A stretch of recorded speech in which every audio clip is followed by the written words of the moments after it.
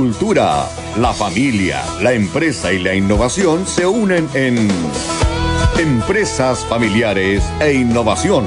Un espacio para reunirnos a conversar sobre empresas familiares, gobierno corporativo, innovación y transformación organizacional. Creemos que solo juntos comprendemos mejor el presente y co-creamos futuro.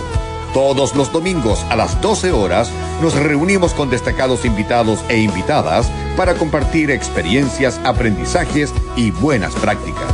Empresas Familiares e Innovación es una presentación de Proteus, consultora especializada en management, governance e innovación corporativa. Conducen Gonzalo Jiménez y Alejandra Secarelli. Produce Victoria Uranga.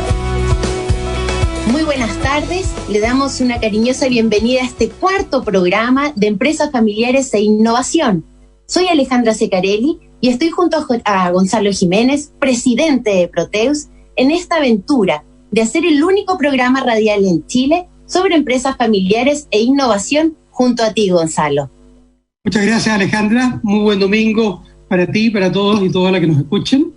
Aquí estamos nuevamente este domingo compartiendo experiencias, aprendizaje y buenas prácticas que nuestros invitados e invitadas tienen la generosidad de compartirnos y que vamos reflexionando junto a nuestras propias vivencias, ¿no es cierto?, en 25 años trabajando con familias empresarias. Correcto. Bueno, además estamos en un domingo especial, así que enviamos un abrazo cariñoso a las mamás, ¿verdad?, de todo Chile. Y comentarles también de que seguimos en cuarentena, por lo tanto, y estamos pudiendo hacer entonces el programa de esa manera, por lo tanto agradecer al equipo de la radio que nos permite poder trabajar de esa forma. Pedir disculpas si hubiese algún ruidito o algo que genere alguna incomodidad, pero es por eso. Y Gonzalo, en esta oportunidad me gustaría proponerte conversar el programa comentando sobre el estudio de la Asociación de Empresas Familiares, que refleja especialmente preguntas e inquietudes, ¿verdad?, respecto de las familias empresarias y con especial atención a aquellos aspectos que podrían haber tenido definidos previamente respecto de enfrentar una crisis como la que estamos viviendo en estos momentos a nivel global y nacional. Sin duda, Ale, creo que esto es un bonito esfuerzo. Sin duda es un esfuerzo muy valioso por tratar de levantar información valiosa para conocer, para apoyar a las empresas familiares y a las familias que están detrás de ellos en estos tiempos difíciles, muchas de ellas pymes, algunas grandes también, por supuesto. Y aparece como muy interesante algunos números que arroja esta encuesta. Sí. Por ejemplo, tal como bien decías tú, un 68%, o sea, casi un 70%, de los que responden a la encuesta afirmaban que les hubiera sido útil y valioso tener planes de contingencia, tener comités de crisis, etcétera, y que también se vinculan a otros aspectos que esas familias terminan destacando como que les hubiera gustado tener previstos, tener la organización más profesionalizada, tener un gobierno corporativo mejor estructurado, más sólido, más organizado, incluso el poder contar con un protocolo familiar, como acuerdos en ese sentido que sean importantes. Entonces, efectivamente hay un gran valor detrás de hacer estas encuestas y creo que es bueno compartirlas. Sí creo que se quedan un poquito cortos cuando mencionan, son excesivamente modestos, diría yo, cuando mencionan que más de la mitad de las empresas familiares, de las empresas de Chile son familiares. El único estudio nacional que se ha hecho en Chile, en base a la encuesta longitudinal económica, que lo hicimos en la UDD con mis colegas Echeverría, ¿no es cierto?, Bandakovich y Arriagada, muestra que 78%. O sea, y sabemos que estamos cortos, al menos 3 de cada 4 empresas son familiares. Entonces, el universo al que apela a la AEF es incluso mayor del que ellos mismos mencionan y ojalá en forma afectuosa y respetuosa los invito a hacerse cargo de esa tremenda mayoría de empresas que representan en el país por la importancia que tiene. ¿Qué te parece? ¿Tiene en cuenta, Alejandra? Sí. Y además, por lo mismo, el valor que tiene la presencia de este tipo de estudios, ¿verdad? Porque en el fondo enriquecen el conocimiento y la dimensión. Sí. En el dígame. No, diga. En el estudio queda un poco la sensación, y si no, por favor, corregime, de que las empresas familiares también estarían con mucha preocupación respecto de la protección de ciertos aspectos. ¿Cómo podría ser la protección del patrimonio y de la liquidez? Bueno, yo creo que las empresas familiares, como cualquier otra empresa, tienen esa inquietud. Eso es lo que han estado viviendo todas las empresas. ¿Perdón? Sin duda. Todo lo que han estado viviendo todas las empresas del país, que en su primera instancia han estado tremendamente preocupadas de las operaciones, la logística y los flujos financieros, sin duda. Entonces creo que en parte se refleja eso, pero sin embargo creo que hay un aspecto mucho más importante y que sin duda el estudio lo debe haber arrojado, pero quizás no fue lo que se destacó más en el fondo, que son empresas familiares que nosotros estamos viendo, que están formando equipos, están preocupados de su gente, están tratando de dar los medios, están respondiendo a sus valores. Entonces, en ese sentido, creo que hay un tremendo valor, y a veces en los estudios a veces como que se destaca lo más llamativo o a veces también lo más polémico, pero creo que hay una serie de otros elementos y sería interesante que en algún momento la propia vez entregara más antecedentes a todo el mercado, a todos los que somos estudiosos, investigadores de estos temas, porque estoy seguro que hay una serie de elementos positivos, valóricos, de propósito, que salieron, porque las familias empresarias en los momentos de crisis muestran de qué están hechas, muestran sus valores y muestran en el fondo realmente con lo que están comprometidos. Y sabemos que la caja, el patrimonio, la liquidez es relevante, pero no es lo más importante para la gran mayoría de ellas. Claro. Además nosotros, bueno, juntos, Gonzalo, yo he aprendido contigo también en estos valores, también han sido siempre muy discretos, ¿verdad? Se mueven también, abrazan tanto y tienen tanto orgullo de su propósito y de los valores que puede que también hagan un montón de cosas que no sean necesariamente conocidas a nivel público, como todo este cariño, esta unión, esta protección, esta conciencia de sus stakeholders, de las comunidades, de sus equipos de trabajo, de dar continuidad, de perpetuarse, ¿verdad? También en estos aspectos valóricos. Tú tienes toda la razón. Yo creo que las empresas familiares en general les gusta que los hechos hablen por sí mismos, más que las declaraciones o las palabras. Entonces, son elementos. Pero bueno, felicitamos desde este espacio radial, ¿no es cierto?, orientado a las empresas familiares y a la innovación. Felicitamos este estudio, recomendamos su difusión y ojalá de la manera más completa posible y que se sigan haciendo y que vayan tomando conciencia de la enorme importancia, 4 de cada 5 empresas que representan el país. Alejandra. Sí, bueno, y además te cuento que estoy segura que el invitado de hoy nos va a ayudar a profundizar en estos temas súper clave y sobre todo en este que tú estabas mencionando al principio de la gobernanza. Por eso es que quiero presentar a Eduardo Saba Fará, que es gerente general corporativo de Inversiones La Castellana S.A. Hola, Eduardo. Hola, sí. ¿Cómo están? Muchas gracias. Gracias a ambos, Gonzalo, Alejandra, por la invitación. Siempre entretenido venir a compartir algunas experiencias, conocimientos, cosas que uno de alguna manera entre la literatura y la vida real a uno le van aportando. Así que feliz de entregar algún granito de arena en esta oportunidad. Bueno, yo creo que tus vivencias son tan valiosas, vitales y dramáticas en muchos momentos y con la capacidad de reflexión que sin duda vas a compartir ahora con nuestra audiencia, que entregan elementos muy valiosos para las familias empresarias. Alejandra. Sí, compartir sobre tu familia formada por tu madre, por tu padre, contigo, tu hermano, que tiene parte en sus orígenes en los años 50, en la fábrica de camisas que tenía tu padre en la calle Matucana. Correcto. Sí. Sí. Y a partir de eso, si nos pudieras también comentar para poder ya introducirnos, ¿verdad?, en esta historia. Correcto. Mira, la verdad es que probablemente sea para muchos una historia relativamente clásica de aquellos tiempos. Una típica familia, papá, mamá y 2 hijos, hombres, con 1 año y 3 meses de diferencia. Y efectivamente, mi papá, su trayectoria comienza más o menos en la década del 50, al 56, cuando crea esta fábrica de camisas, ¿no es cierto? Y se dedicó a la fabricación.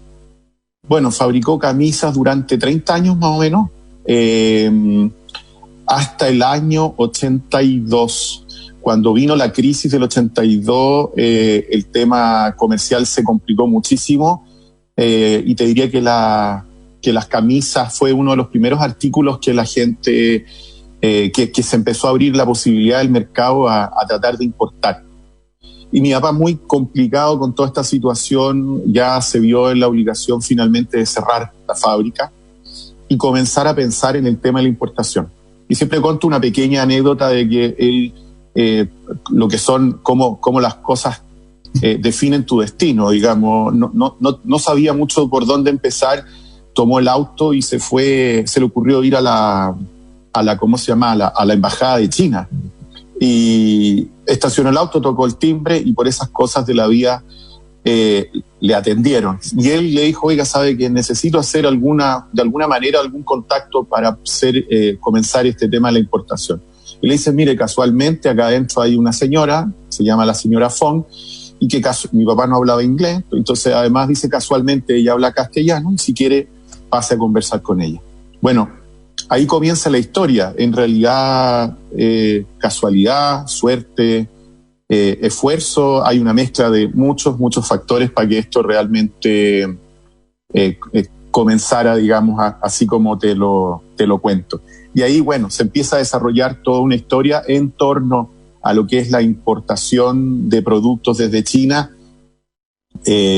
Partimos con las camisas y después agrandamos mucho el abanico de productos, digamos, en todo el tiempo. Entonces, y después, claramente, al poco tiempo, mi hermano y yo nos incorporamos a la empresa, también ya pedidos, porque esto es como en este tipo de familias, a esas alturas los hijos, como estas primeras generaciones y segundas, los hijos ya están pedidos por el padre. Entonces, encargados.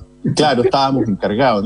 No había mucha opción, sino que terminábamos la universidad y nos fuimos a trabajar directamente con él, digamos, a esta importadora, ya que ya dejaba de ser fábrica y comenzaba a ser un importador. Oye, ¿cómo era tu relación, Eduardo, con tu hermano? Cuéntanos un poquitito ahí como para contextualizarlo.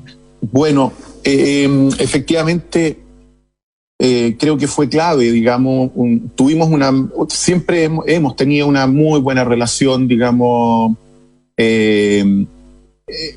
basada, digamos, en principios bien fundamentales. Siempre definimos 3 aspectos importantes para nosotros, que era la justicia, el respeto y la confianza. Como contábamos con todo eso, la verdad es que fue fue la base del desarrollo que nosotros tuvimos de ahí en adelante. Cuando empezamos a trabajar con mi papá, estábamos muy preocupados de nuestro propio desarrollo personal, de qué hacer con nuestras propias vidas. Es bien difícil ser hijo de un empresario, de aquel momento quizás un comerciante con aspiración a empresario, ¿no es cierto? Y que en definitiva con carácter. Entonces los hijos siempre tienen algunas restricciones y la vida no se les hace fácil. Entonces esta tan buena relación entre nosotros nos permitió crear lo que yo llamo un mundo real y un mundo paralelo. ¿Cómo fue? ¿Cómo era ese mundo real y paralelo? Sí. El real fue el mundo de mi papá, el que nos ofrecía. Él nos ofrecía digamos, un negocio donde él vendía camisas y qué sé yo. Era el negocio que ya estaba estructurado y era el negocio familiar. Y con mi hermano decidimos crear un mundo paralelo, digamos, que era un negocio paralelo donde la sociedad ya no era con mi papá, sino que era la sociedad de los hermanos. Pero como éramos tan unidos, logramos, digamos, armonizar este tema y finalmente empezar a dedicarnos a productos alternativos que no fueran los que mi papá estaba desarrollando. Tanto así que creamos una nueva empresa, una nueva razón social y empezamos a desarrollar nuestro propio negocio. Interesante. Y perdón, bueno, ¿y quién se hizo cargo del desafío de seguir apoyando a tu padre? Pues el encargo no acababa con eso. Claro. Nos dividimos los roles. Mi hermano le tocó más pesado y se quedó con mi papá. Y a mí me tocó más... Perdón, Eduardo. Sí. Tomen nota los fundadores que nos escuchan, por favor. Que esto tienen la oportunidad única acá de escuchar, de ver cómo se ve el mundo desde el punto de vista de los sucesores. Estos fundadores brillantes, con empuje, con una tremenda garra, cómo se ve el mundo desde el lado de los que nos siguen. Sigue nomás, Eduardo, pero sí. No te voy a dejar pasar. Está perfecto. Bueno, entonces decidimos que mi hermano se quedara con mi papá y yo conversé con mi papá y le dije, mira, me acuerdo perfecto porque íbamos subiendo el Cerro San Cristóbal y caminando y me dice, oye, yo le digo, papá, sabes que yo ya de verdad no quiero trabajar directamente contigo, quiero vivir este mundo paralelo, crear nuestra propia empresa y bla, bla, bla. Me dijo que estaba loco, que me había vuelto loco, que no tenía ningún sentido. Finalmente lo convencí y empezamos a trabajar así. Yo era el que dirigía esta empresa que se llamaba Textil Saba Limitada y mi hermano dirigía la empresa o colaboraba y trabajaba conjuntamente con mi papá en Eduardo Saba Varas. Así dividimos las pegas. Interesante. ¿Cómo se iban arreglando? ¿Y cómo era la comunicación? ¿Había un punto de encuentro entre los tres, o entre los dos? Teníamos completamente puntos de encuentro. De hecho, esto era una especie... trabajábamos juntos, digamos, era en el mismo lugar físico, estábamos todos en el mismo lugar y hacíamos la misma... compartíamos las labores, digamos. Era tan abierto que yo podía atender a algún cliente de él o él podía atender, mi hermano atender un cliente mío. Estábamos abiertos a todo esto. O sea, no estaba ese aspecto de generosidad. Juntos pero no revueltos. Qué bien, qué interesante. Ale. Sí, maravilloso. Eduardo, por favor, quédate con nosotros, igual que la audiencia, porque vamos a ir a una pequeña pausa y luego seguimos conversando en Empresas Familiares e Innovación con Gonzalo Jiménez Seminario en Radio Agricultura. En la web somos agricultura.cl. Síguenos, infórmate, comunícate, participa, opina, comparte. Agricultura.cl. ¿Cuánto dura el periodo de incubación del COVID-19? El periodo de incubación es el tiempo que transcurre entre la infección por el virus y la aparición de los síntomas de la enfermedad. La mayoría de las estimaciones respecto al periodo de incubación de COVID-19 oscilan entre 1 y 14 días y en general se sitúan en torno a 5 días. Archi, somos lo que Chile escucha. Contigo en todas. En Agricultura estamos en Empresas Familiares e Innovación con Gonzalo Jiménez Seminario. Estamos de vuelta. Gracias por estar ahí escuchándonos y compartiendo con nosotros. Esperamos que sean muchos los amigos que se quieran sumar a este proyecto y auspiciadores que quieran disfrutar y compartir esta aventura de aprendizaje sobre empresas familiares e innovación. Ahora continuamos conversando con Gonzalo Jiménez, ¿verdad? Y nuestro invitado especial, Eduardo Saba. Eduardo, tú nos estabas comentando recién respecto de navegando en estas realidades que ibas teniendo como con tu hermano y con tu padre, pero la verdad es que en esta historia hay un hito, dos hitos bien seguidos y dolorosos que generan giros en esta historia. Correcto, sí, efectivamente, como todas las historias de la mayoría de las personas, todas tienen hitos, digamos, y efectivamente tengo un par de situaciones que probablemente cambiaron el destino de algunas cosas. como para contextualizar, bueno, seguíamos, como les conté, trabajábamos en conjunto y por un largo periodo estuvimos con un positivo crecimiento, diría yo. Creamos finalmente nuestra propia empresa con mi hermano, después formalizamos un negocio inmobiliario formal, digamos, que no era solo cobrar la renta, sino que le dimos un espíritu más de orden, más de gobierno, intentando de que la operación se realizara adecuadamente. Siguió el tiempo y seguimos comprando marcas de la competencia, todos relacionados con ropa y con artículos de vestir. Hicimos hartas cosas hasta el año 2002. En el año 2002 sufro mi primer golpe, digamos, el fallecimiento de mi padre.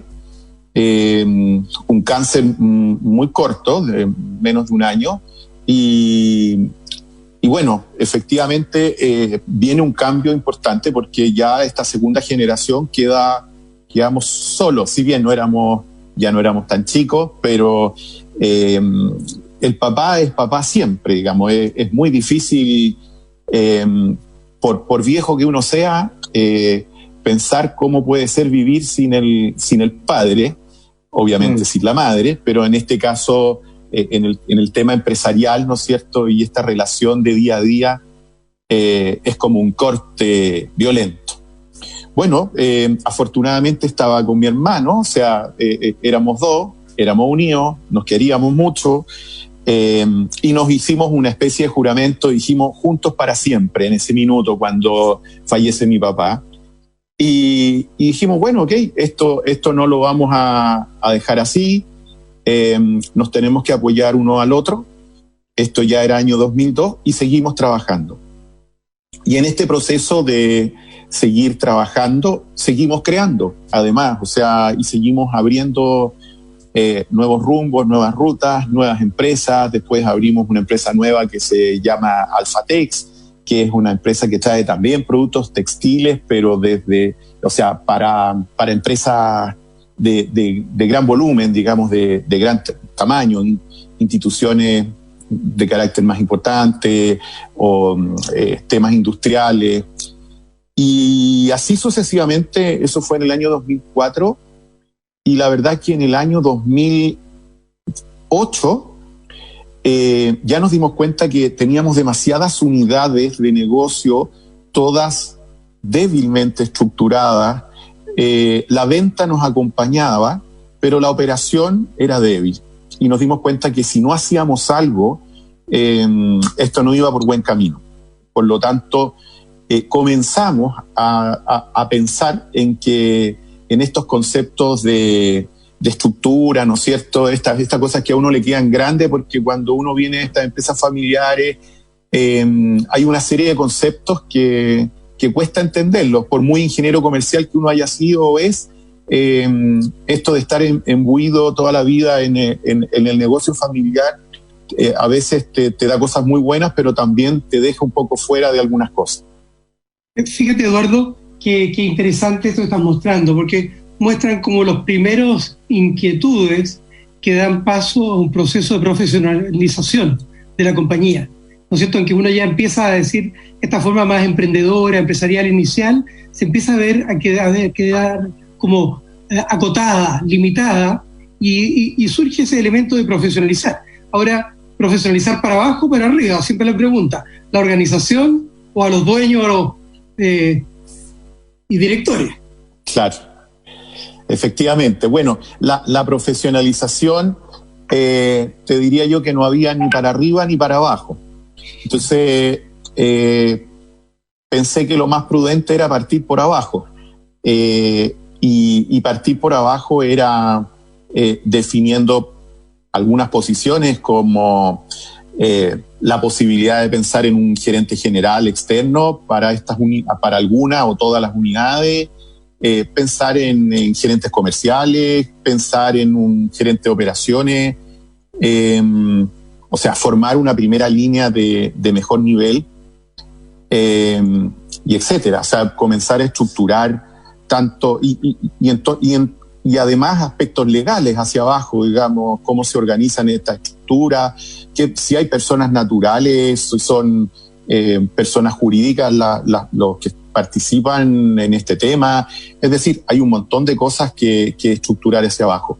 Y fue lo que de alguna manera creímos que era el momento adecuado.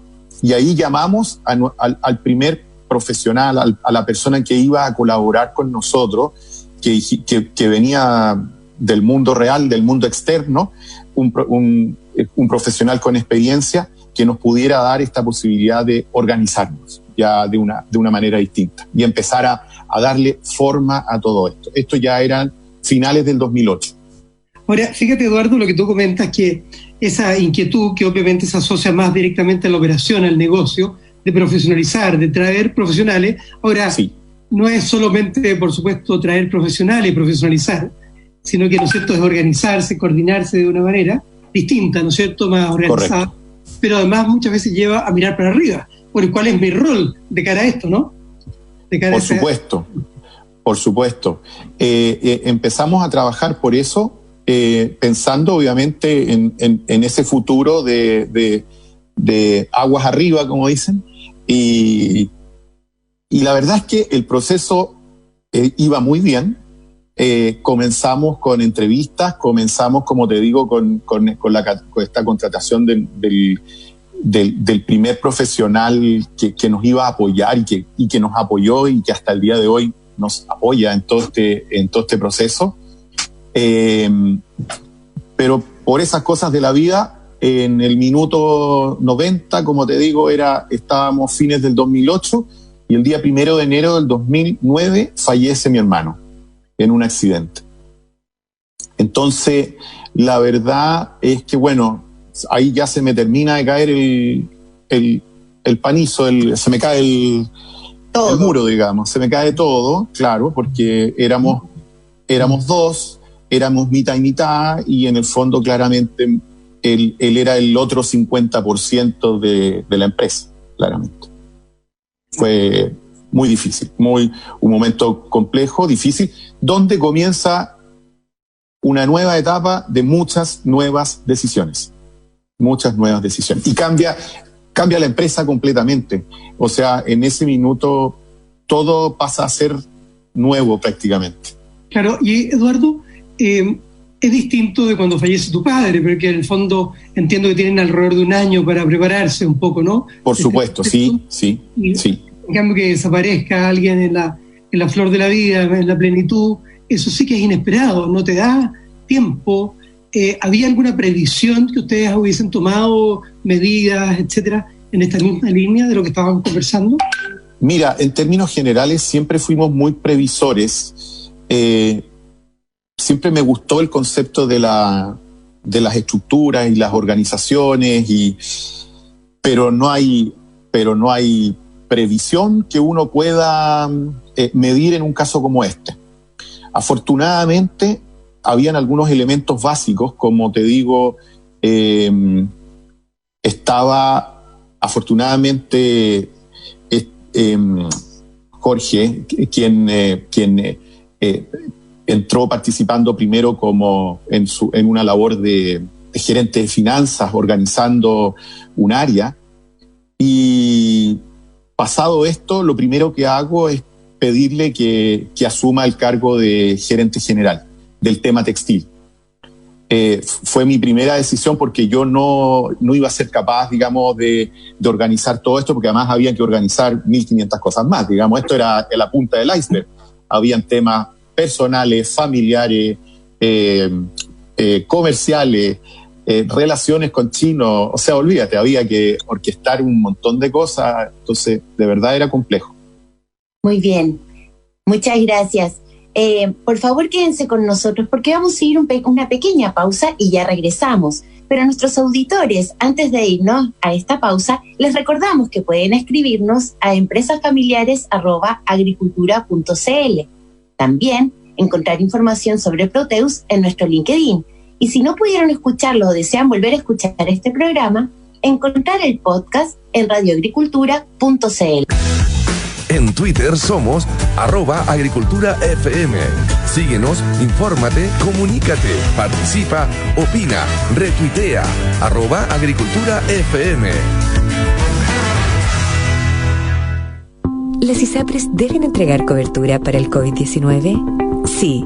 Según la Superintendencia de Salud, las ISAPRES, al ser parte de la Seguridad Social y de la protección del derecho a la salud, no podrán, en ningún caso, excluir la cobertura a la enfermedad, aunque haya sido declarada pandemia. Archi, somos lo que Chile escucha. Contigo en todas. En Agricultura estamos en Empresas Familiares e Innovación con Gonzalo Jiménez Seminario. Nosotros conversando este domingo con nuestro invitado especial, Eduardo Saba, quien está compartiendo con nosotros, contando la emotiva historia de su familia empresaria. Estamos aquí en el programa Empresas Familiares e Innovación con Gonzalo Jiménez Seminario. Eduardo, en esta historia que no puede dejar de conmover, ¿qué previsión, qué habían podido co-construir con tu hermano pensando en situaciones adversas? Mira, la verdad es que una de las cosas interesantes que hicimos, que es bien poco usual quizás, en el año 2005, o sea, 4 años antes que él falleciera, le propuse que nos pusiéramos de acuerdo en el evento de que a alguno de los dos les pasara algo, y que sería bueno que plasmáramos nuestras propias intenciones, nuestros deseos, lo que para nosotros parecía importante, tratando de ¿cómo se llama?, de no dejar esta tarea a las personas que por ese motivo quedaran, si por alguna razón faltaba él o faltaba yo. Y fíjate que durante un año trabajamos arduamente en sacar un pacto entre ambos, un documento legal, donde estaba la posibilidad de que él falleciera o yo falleciera, y que finalmente cuáles iban a ser las condiciones y en qué condiciones quedaba el vivo, digamos, y en qué condiciones podía quedar incluso la familia, cómo se repartían las cosas, un orden general para todo lo que en términos reales podía ser una fuente de conflicto o que quedaran cosas que no tuvieran una real interpretación. Y la verdad es que fue un trabajo muy interesante, lo desarrollamos durante un año. Imagínate que esto viene después de 4 años a tomar una relevancia, una importancia, y pasa a ser un documento de primera línea, como se dice hoy día. Sí, de primera línea. Realmente a mí me admira esa capacidad que tuvieron ustedes de actuar preventivamente. Realmente es inusual. Ojalá que muchas familias empresarias estén escuchando y aprendan de este caso, porque lo impensable a veces y cada vez más en el mundo que estamos viviendo termina ocurriendo. ¿Cómo explicas tú esa capacidad, motivación, inquietud de actuar preventivamente? ¿Qué es lo que los llevó, qué es lo que los convenció? Porque probablemente creo que puede ser aleccionador para muchas familias que nos escuchan. ¿Sabes qué? Yo creo que hay un concepto que a mí siempre me da mucha vuelta, que es el concepto de la justicia. Me parece que es súper difícil llegar a estos puntos de justicia, y creo que las familias en general se destruyen porque siempre están pensando que unos con otros no son necesariamente justos. Entonces, parecía muy sencillo, en realidad, si nosotros, los actores principales de la película, nos poníamos de acuerdo y expresábamos en un documento lo que creíamos. Y como éramos 50 y 50, y como estábamos en paz, porque estas cosas en paz son distintas que en guerra, como había paz, esta paz nos permitía escribir lo que nosotros quisiéramos, nos permitió tomar los acuerdos que quisiéramos, y más encima, nuestras familias también estaban conscientes del acuerdo que habíamos tomado. Eso para mí nos daba mucha tranquilidad, y en términos generales sabíamos que por cualquier razón, y no existía ninguna en especial para que ninguno de los dos a la edad de 40 años se fuera para el patio de los Callados. No existía ninguna razón. Entonces la verdad es que fue eso un poco, esta sensación de ser justo uno con el otro.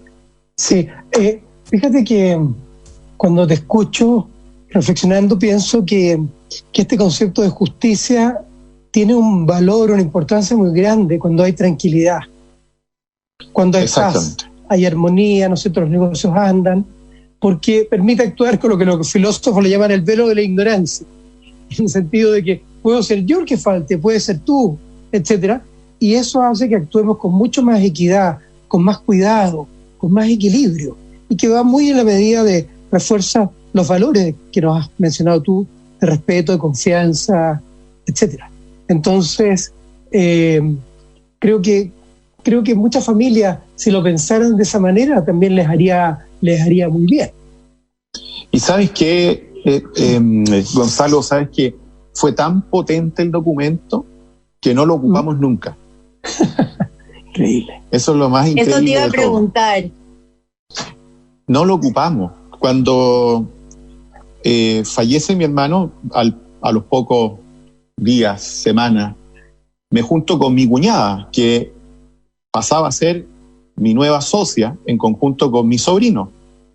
Por lo tanto, mi organización era distinta. Yo ya dejaba de ser dueño del 100%, cuando con el hermano yo era dueño del 100% y él era dueño del 100%. Los dos éramos 100%. Pero en esto ya efectivamente pasaban a ser dos familias distintas, y por lo tanto esto pasaba a ser 50 y 50. Y hubo que tomar una decisión en ese minuto, y yo me senté con mi cuñada, tomamos un café y le pregunté cómo íbamos a operar, que ella sabía de los documentos, llevé los documentos, y en ese minuto le pregunto, ¿qué te gustaría hacer? Y ella me dice, a mí me gustaría seguir contigo. Entonces yo le digo, no es mucho lo que te puedo ofrecer hoy día, porque está todo patas para arriba, digamos, está todo desordenado, entre comillas desordenado.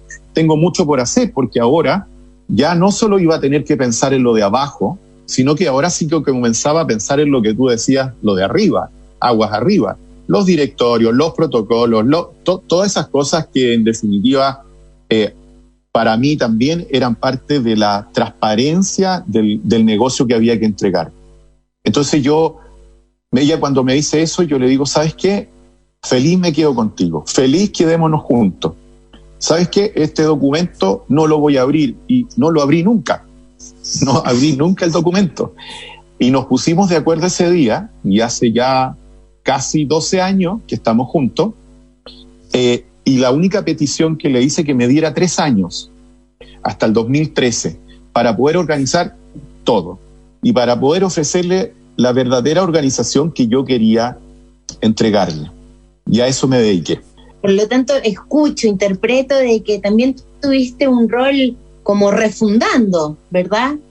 A esta organización, pudiendo incorporar, pudiendo armar, pudiendo cumplir esta promesa con tu cuñada. Correcto.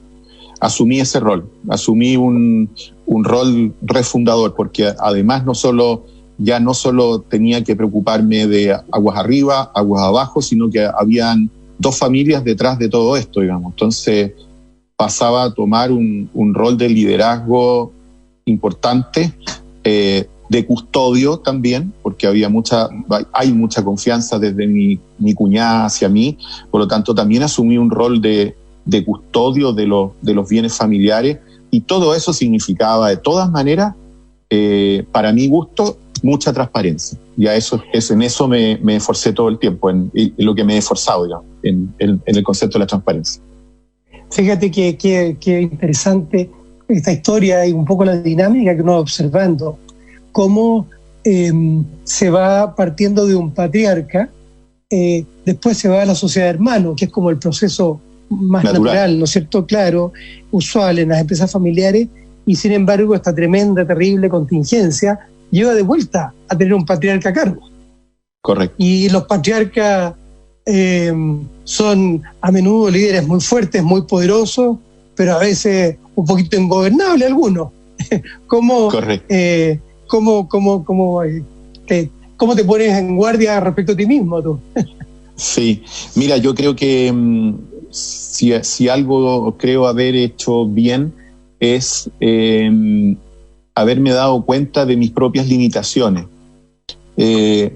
Nunca me he creído más de lo que soy y creo ser capaz de identificar cuáles son mis verdaderas fortalezas y mis verdaderas debilidades.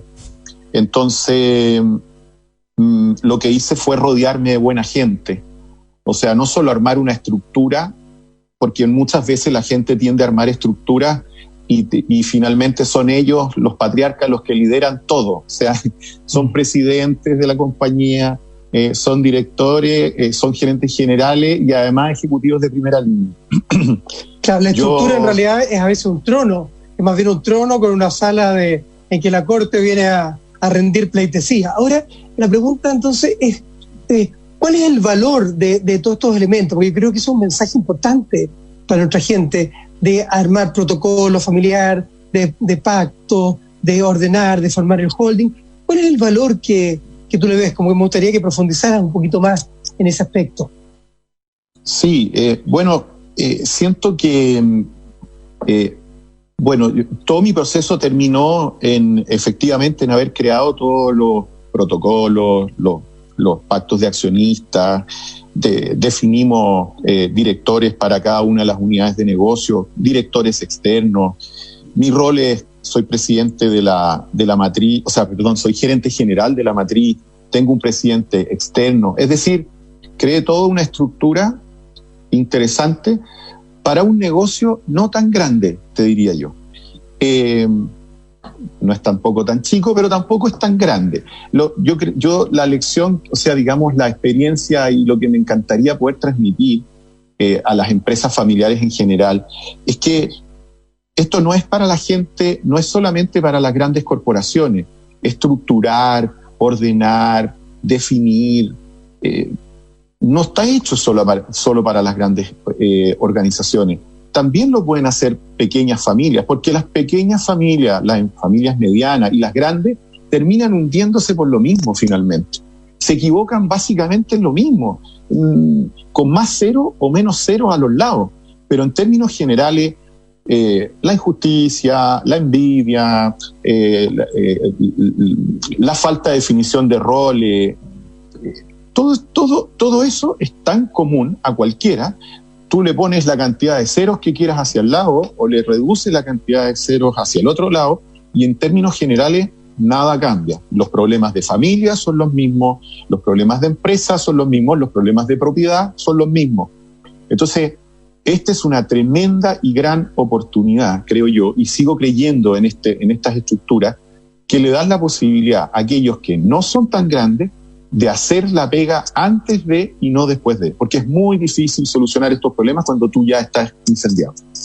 Tú lo viviste en carne propia, sí, súper valioso mensaje, y sería bueno, claro, como expandir este aprendizaje y a otros. De alguna manera, de eso se trata, esa palabra que suena como un poco grandiosa, de crear una institucionalidad, o sea, crear un marco en el cual uno se desenvuelve, en que uno puede estar a cargo, pero que le da garantías al resto, de que las cosas se están haciendo profesionalmente, con transparencia, con justicia y equidad, que obviamente ayuda a limitar estos sentimientos de suspicacia o de injusticia, que son, como tú bien dices, los que terminan destruyendo a las empresas familiares. O sea, creo que realmente es un ejemplo como de libro, y tú has sido realmente by the book, como dicen, como lo que manda el libro, Eduardo, ¿no?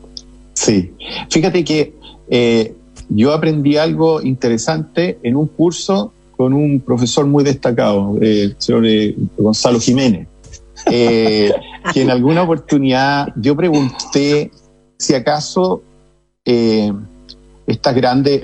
concepto de estructurar, este concepto de gobierno corporativo que parece una palabra así como tan grande, o los conceptos de matriz, eran solo como que uno era para organizar dinero de las grandes fortunas y que en el fondo uno se dedicaba solamente a administrar lata, o que también unidades de negocio, todo podía estar contenido dentro de este concepto de gobierno, donde uno no solo gobierna la liquidez, sino que hay un gobierno de muchas otras cosas, donde está incluido el gobierno de la familia, donde está incluido el gobierno de las empresas.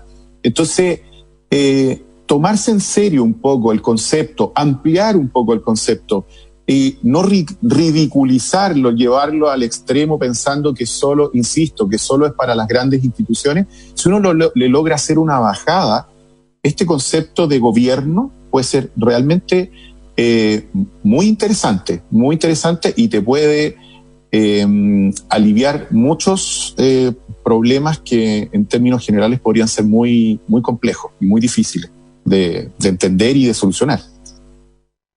Eso es más o menos lo que siento al respecto. O sea, eso ha sido un poco, como te diría, mi historia. Ojalá que de alguna manera pueda haber aportado en algo.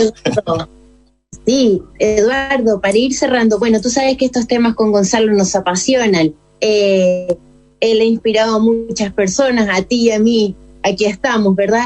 Pero, y no puedo evitar preguntarte, y sospecho que Gonzalo también, ¿cuáles serían los próximos pasos? ¿Todavía tus hijos, sobrinos, no están trabajando en la empresa? ¿Algo que te gustaría considerar con ellos? ¿Realidades construidas? ¿Avanzar en este camino con ellos? ¿Cómo lo ves? Mira, pienso harto respecto a ese tema. Creo que, fíjate que esta es una película que no termina.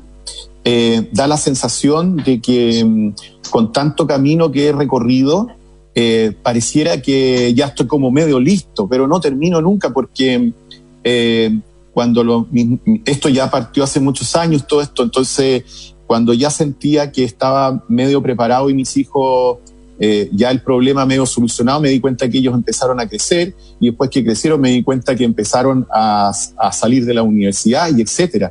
Por lo tanto, lo que creo es que he creado algunas bases, como por ejemplo los ¿cómo se llama? Estos protocolos de familia, ¿no es cierto? Y creo que mi próximo paso es esta nueva etapa donde vamos a tener que definir. Estos protocolos viven, son vivientes, se mueven permanentemente, no están hechos para toda la vida de una manera y quedan así. Por lo tanto, mi sensación es que el desafío es absolutamente permanente. Hoy día empiezo una nueva etapa, es continuativa, no es que hoy empiezo la nueva etapa. Esta etapa ha sido continuativa y estoy en el proceso de la integración de mis hijos. Estamos recurriendo a los protocolos que firmamos alguna vez como familia.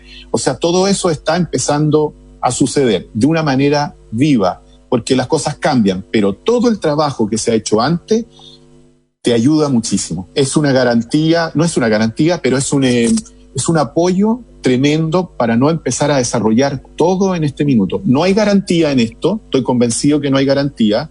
Todo puede suceder, las mejores cosas pueden suceder y las peores también, pero creo que con preparación es mucho mejor que sin preparación, definitivamente. Esa es mi sensación al respecto. Y en eso estoy trabajando y voy a seguir trabajando en eso. Sí, súper interesante. Fíjate que escucho tu historia y bueno, he tenido el privilegio de ver distintos capítulos, ¿no es cierto?, en el tiempo ya más o menos largo que nos vamos conociendo y siempre me admira tu capacidad de reflexión, de cuestionamiento y esa frase que tenía Václav Havel, el primer ministro de la República Checa, que decía: sospecho de mí mismo. En el fondo de cuidarse, de asegurar de que todo el sistema funciona de la mejor manera.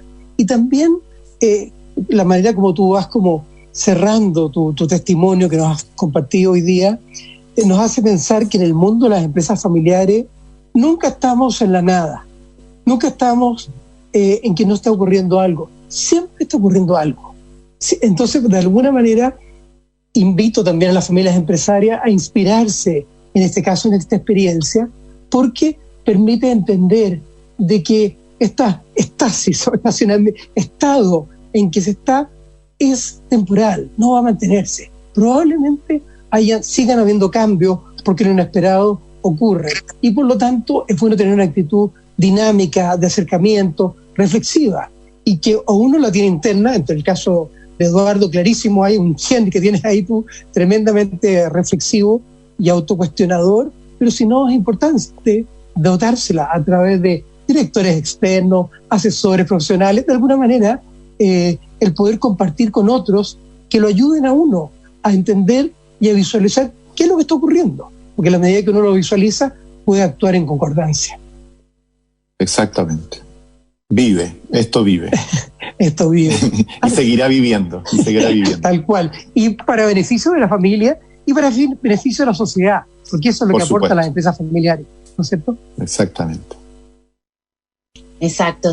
Siempre el tiempo se nos hace corto, ¿no? Sobre todo cuando tenemos buenas conversaciones como las de hoy. Y vamos a ir cerrando el programa, por lo tanto, acompañar esta última reflexión, en el fondo, Eduardo, dejando invitado también a las familias empresarias a ir preparando caminos, qué cosas que pueden ir ocurriendo y también preparándose para ir incorporando a las siguientes generaciones. Como dice Gonzalo, pensar que esta cosa quietita y silenciosa de Aguas no es en realidad una realidad de una empresa familiar. Por lo tanto, agradecer profundamente tu testimonio y también agradecer a Gonzalo tus reflexiones, ¿verdad? Porque qué importante el sentido, cómo nos vas ayudando a entender cómo estas experiencias están tan presentes en la realidad de las familias empresarias.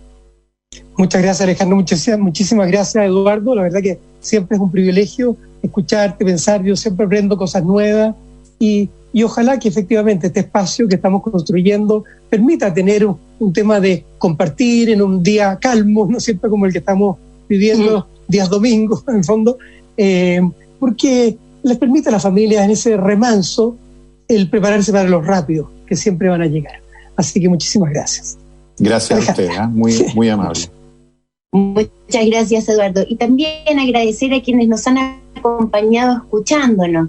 Nos encontramos el próximo domingo en Radio Agricultura y enviamos un especial abrazo sin bichito a todo el equipo técnico que nos está ayudando y también recordar que estamos en un domingo especial saludando a nuestras madres, ¿verdad?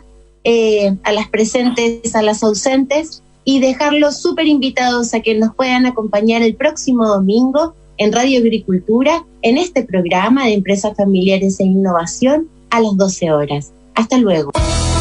En Agricultura fue Empresas Familiares e Innovación con Gonzalo Jiménez Seminario. Una presentación de Proteus, consultora especializada en management, governance e innovación corporativa. Conducción, Gonzalo Jiménez y Alejandra Sequerelli. Producción, Victoria Uranga.